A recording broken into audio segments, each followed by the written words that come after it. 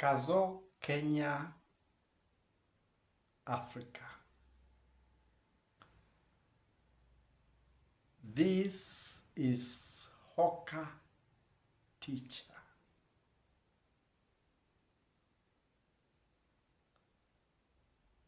Speaking. This is Hoka Teacher speaking.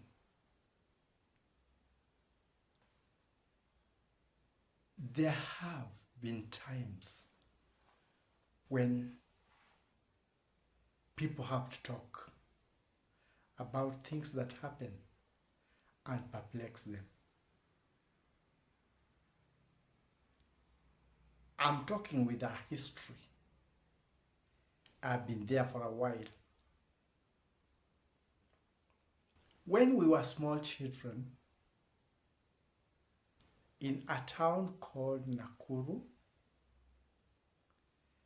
an estate called Kimathi, just by the main road going to Lake Nakuru. My father settled there before they built the estate that was later to be called Flamingo Phase 2, self-contained house. By then, the other one had a toilet outside and a toilet and a bathroom outside. There were taps for a certain number of houses, and there were street lights. Yes, there used to be electricity provided by the council. Out there were street lights. And during those days, we, as the little children of that time, we had fun. Certain things were noted. They would not happen. A child could not disappear.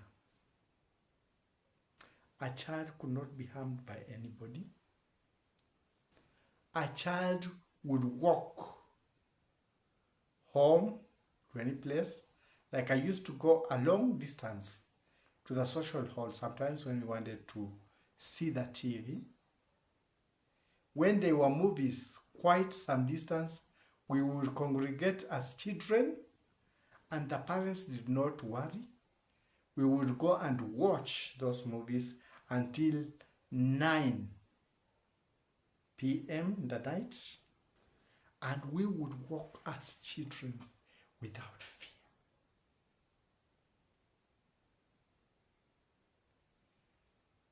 Because the houses were smaller those days, when visitors came, and children that time were not supposed to do their playing where the grown-ups were. When grown-ups were discussing things, they were double rooms both sides. And one of the rooms would be used as a kitchen cum sitting room, and the other one was a bedroom. So when the visitors came, they would get to the other room. That was mostly the men would get to the main sitting room, and the women would get to the other place. And we, the children, were told to go out and play. And we would play, run, play around the estate, chase one another, hide and seek, run across over the street lights, and we were secure. I never had a child had gotten lost until even when we were growing up, it was secure. The word a child getting lost or a person getting lost was unheard of.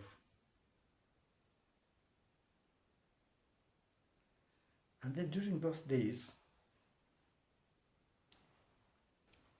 there were a few delinquent children who would get to the street, and mostly what used to happen, the administration that time will get the child, track the relatives, and take that child back to the relatives with a warning to the relatives. If this child is seen loitering again, you will be held responsible. So those incidences were also rare. Those, I would say, were the good old days. When children left very early in the morning to go to school, because that time it was a time of corporal punishment. And if the teacher arrived before you, because those were the days that we didn't have the clocks, you would listen to the news in the morning, the radio. If it's 6 o'clock, 6:30, you will prepare yourself and rush to school. And nobody will escort you to school. We will go. And after school, we would come back. And we were secure.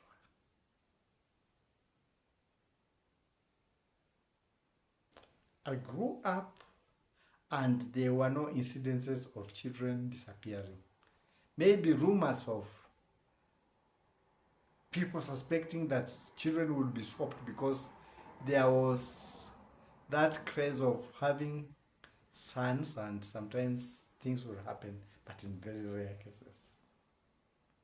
But about children disappearing, as we grew up, such incidences were not there. We moved from that town to another town, and I also realized the same was happening. Children were secure, and everybody would mind about the behavior of children. If you are messing up, you'll be told. If you are loitering and it was after school, any grown-up around will tell you, go home or I'll punish you. And we feared every grown-up. So you would go to wherever you were supposed to go. When I finished school and became a grown-up, before I went to college, I stayed with an aunt in Nairobi for a while. Then she got an opportunity to fly to some countries abroad to study. And when she came back, we were curious. We wanted to know how those countries operate. She told me of coldness in that country. And she told me rare things happen. That you are to move around with your child, holding the child.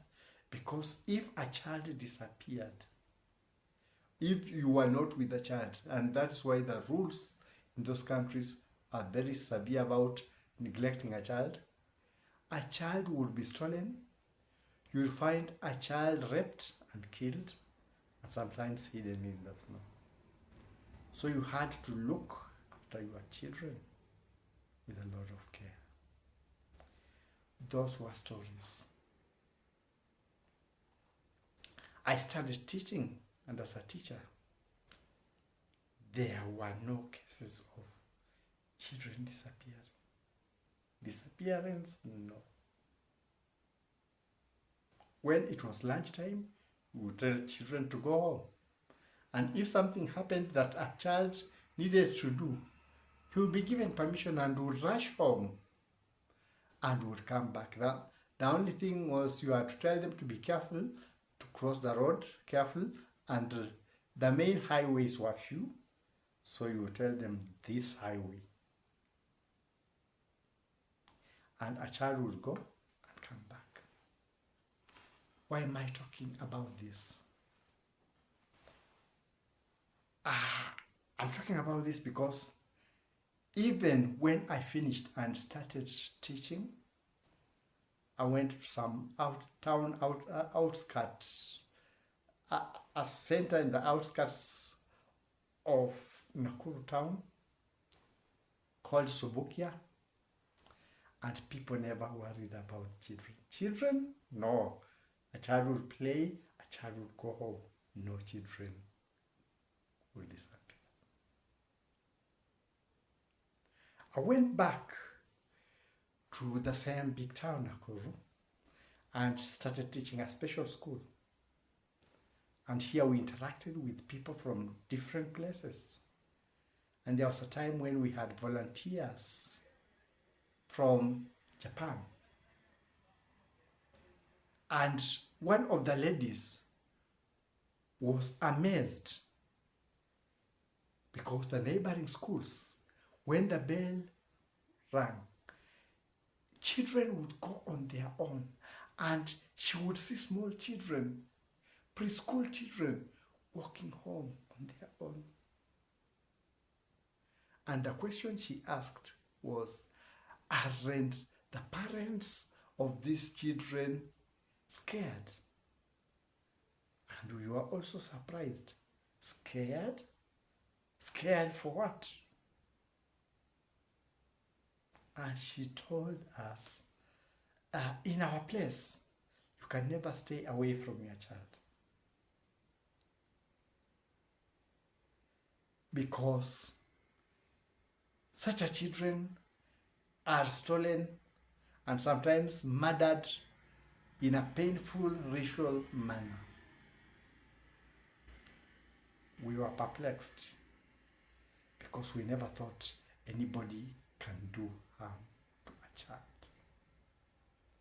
In our innocence, in our ignorance, we didn't know that such a things either were in the society but they had not started getting on to the children, or were to come to our societies. Yesterday and the other day, there was incidences of children undergoing torture from the purported grown-ups. And the third one was of a small girl who was caught on a CCTV camera, small. She came from nursery and pre-primary, and somebody took her and she disappeared. I don't know the fate. But there were also stories of some bodies that were found without heads, and a body without a head and arms and whatever. That points to racial activities. I don't know. I'm not talking about that one. I'm just saying I was told of another incident that had also happened the following day. Now, question has been, when did we get here? Because in the African society, such things would never happen.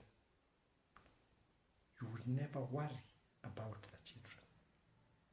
The children would go out and play and come back. You are only worried about the evening because in the dark it was not good for children to be out. When we were small in the rural areas, because they were still hyenas, we would be told, get into the house. That was before I came back to town, when I had gone to learn the mother tongue. Get into the house because a hyena may pass by. Now, we are worried, not of hyenas, of fellow human beings. That now, instead of the society nurturing children, the society is stealing children and doing things that we never expected to be amongst the African society. Let's say the human society, because humans by nature nurture their children. Not only their children. If you want to see human beings cautiousness or whatever cautiousness, bring a small child. Even a guy who is always mean, you will see him with a smile. Baby, baby, baby, baby, baby. People change. It brings out the best in people. A small child. what became of us. They talked of statistics, but it's not only Kenya. I know in many countries these things are happening and the numbers have skyrocketed. But ours was from January to yesterday, around 10,500 children have disappeared to unknown places. It is a difficult thing, even for the police department to track, for everybody to, because we are perplexed. These are not things that used to happen. A child could not disappear. Disappear to where? Now, children can disappear.